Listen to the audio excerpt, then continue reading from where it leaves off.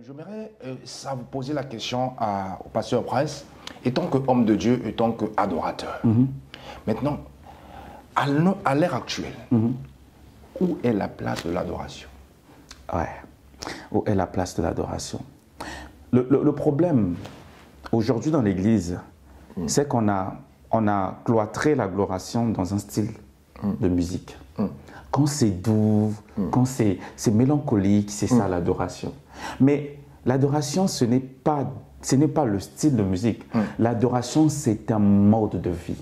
Amen. Vous savez, lorsqu'on dit, j'aime souvent prendre cet exemple-là, lorsqu'on dit quelqu'un, par exemple, tel artiste, c'est mon idole, ça veut dire que j'affectionne tellement cet artiste. J'ai vu des émissions, des gens qui avaient pour idole des artistes. Mon non, je n'aimerais pas faire la publicité ici, à la télévision.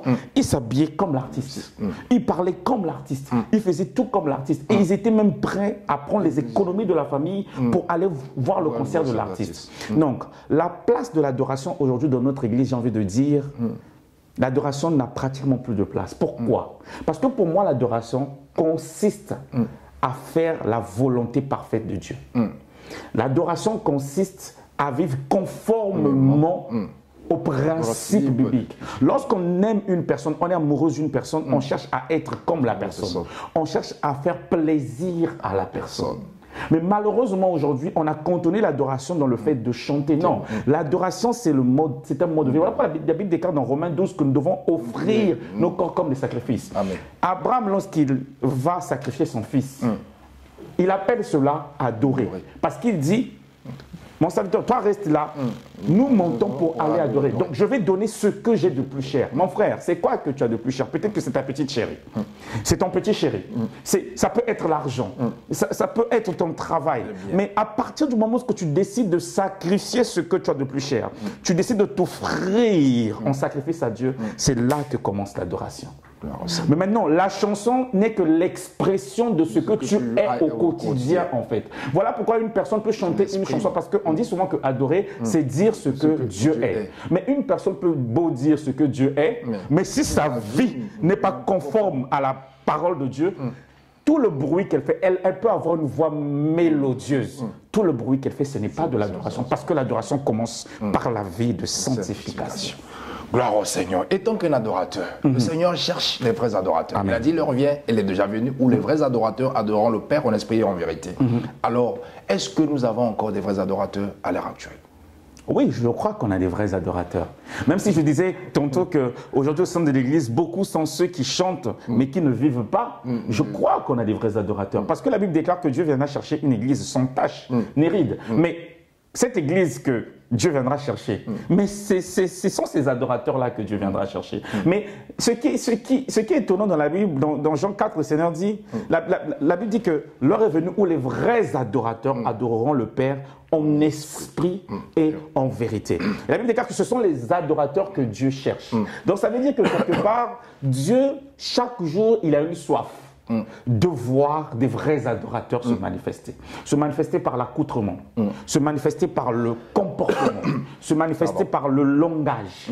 Ah oui, parce qu'aujourd'hui, à l'église, on pense que servir Dieu s'arrête juste à venir être à l'accueil.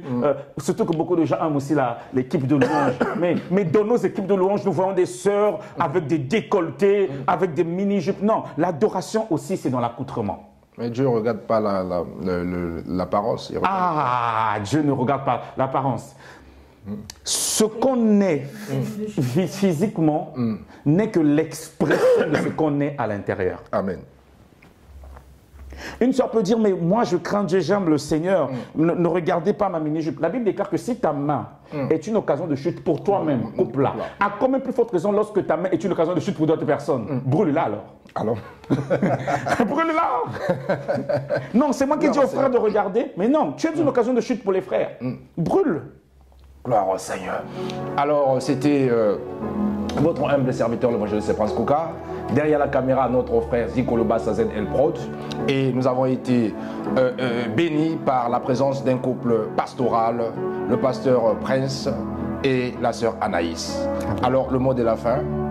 Le mot de la fin, on aimerait finir avec cette chanson. Gloire au Seigneur.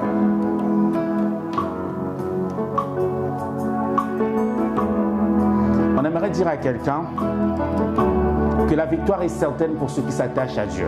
Amen. La Bible déclare dans 1 Corinthiens 6 au verset 17 que ceux qui s'attachent à Dieu deviennent avec lui un seul esprit. Or, nous savons tous que l'Esprit de Dieu, c'est le consolateur.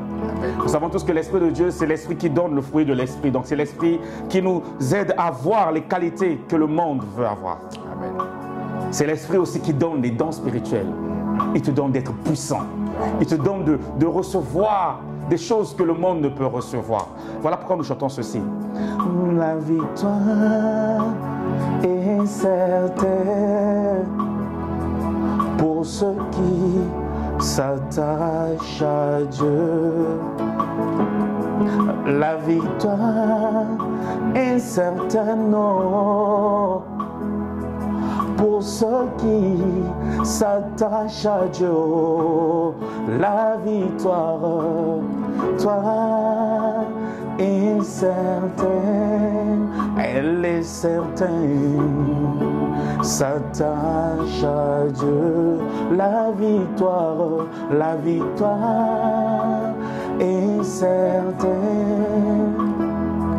pour ceux qui s'attachent à Dieu. J'ai médité sur la vie de David. Moi j'ai vu qu'il s'attacha à Dieu. Parce qu'il s'attacha à Elohim, il mena une vie de victoire. Attache-toi à Dieu. Incertain pour ceux qui s'attachent à Dieu. Attache-toi à Dieu, ma sœur. La victoire, ne lâche pas. Même si ton mari t'a abandonné, attache-toi à Dieu. Pour ceux qui s'attachent à Dieu. Même si tu passes par des échecs, est-ce que tu peux proclamer avec nous que je suis victorieux? Ah, je suis victorieux. Je suis victorieux. Je suis victorieux. Quelqu'un déclare avec nous ce soir, je suis victorieux. Je suis victorieux.